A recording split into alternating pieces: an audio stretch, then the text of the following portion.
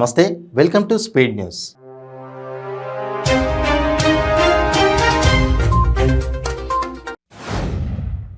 కామారెడ్డి జిల్లా ఎల్లారెడ్డి బంద్కు హిందూ సంఘాలు పిలుపునిచ్చాయి.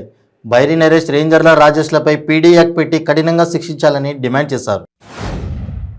నిజామాబాద్ జిల్లాలో అవసరమైన ప్రాంతాల్లో రైల్వే ఓవర్ బ్రిడ్జ్ల మంజూరు కోసం రాష్ట్ర రోడ్లు భవనాల శాఖ మంత్రిగా తన వంతు బాధ్యతను గుర్తెరిగి ఆ దిశగా కృషి చేశానని మంత్రి వేముల ప్రశాంత్ రెడ్డి పేర్కొన్నారు.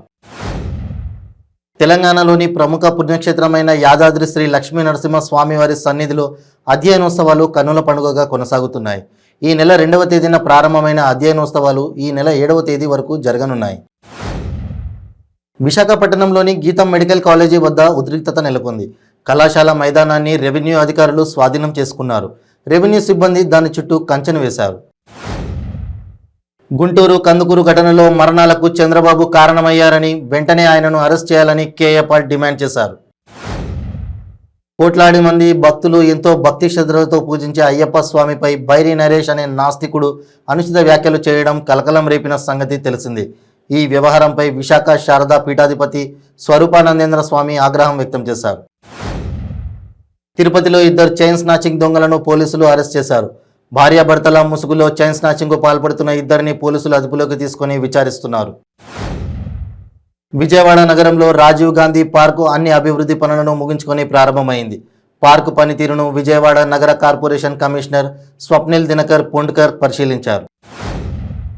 జీవో నంబర్ 1ని వెంటనే రద్దు చేయాలని సిపిఐ నిరసన వ్యక్తం చేసింది. ప్రతిపక్షాల గొంతు నొక్కే విధంగా జీవో నంబర్ 1 తీసుకురావడం సిగ్గుచేటని ఆరోపిస్తూ విశాఖలోని జీవీఎంసీ ఎదురుగా ఉన్న గాంధీ విగ్రహం వద్ద జీవోను దగ్ధం చేశారు. టీడీపీ అధినేత చంద్రబాబు తనను పొంగనూరు పుడింగి అని సంబోధించడంపై మంత్రి పెద్దిరెడ్డి రామచంద్రారెడ్డి అదే స్థాయిలో ప్రతిస్పందించారు. మాట్లాడితే తనను పొంగనూరు పుడింగి అంటున్నారని, పుడింగి అంటే అర్థమేమిటో తెలుసా అని ప్రశ్నించారు. పోలీసులను చూస్తుంటే తనకు జాలేస్తుందని టీడీపీ అధినేత చంద్రబాబు నాయుడు అన్నారు. కుప్పం పర్యటనలో ఉన్న ఆయన గుడిపల్లిలోని టీడీపీ కార్యాలయంలోకి వెళ్తుండగా పోలీసులు అడ్డుకున్నారు. దీంతో ఆయన రోడ్డుపై బైఠాయించి నిరసన వ్యక్తం చేశారు.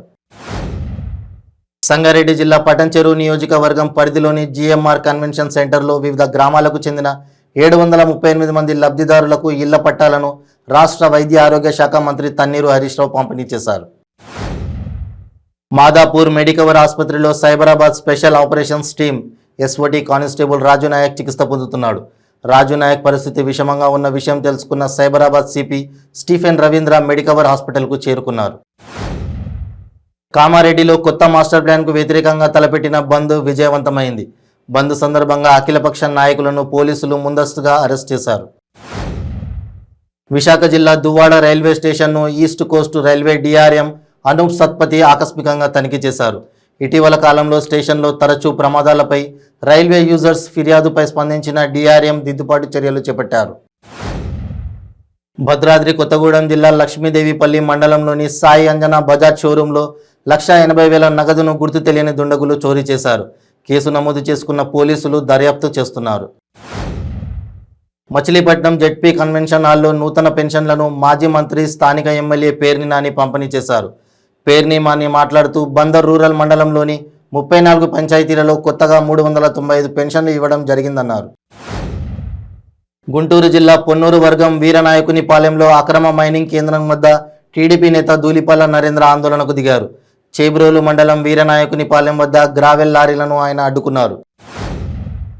చెన్నై నుండి వచ్చిన సిబిఐ అధికారులు అడిగిన అన్ని ప్రశ్నలకు సమాధానం చెప్పానని మాజీ మంత్రి సోమిరెడ్డి చంద్రమోహన్ రెడ్డి అన్నారు. ఆయన మీడియాతో మాట్లాడుతూ ఢిల్లీలోని ఉపహార్ కేసు కన్నా ఈ ఫైళ్ల మాయం కేసు చాలా తీవ్రమైందని అన్నారు.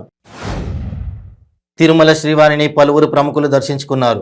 ఈ ఉదయం వీఐపీ విరామ సమయంలో ఏపీ దేవాదాయ శాఖ మంత్రి కొట్టు సత్యనారాయణ, ఏపీ ప్రభుత్వ whip Jaggireddy, TDP Vizag MLA Ganababu, AP MP Gorantla Madhav, MP Telangana Damodar రావులు వేర్వేరుగా స్వామివారి సేవలో పాల్గొని మొక్కులు చెల్లించుకున్నారు.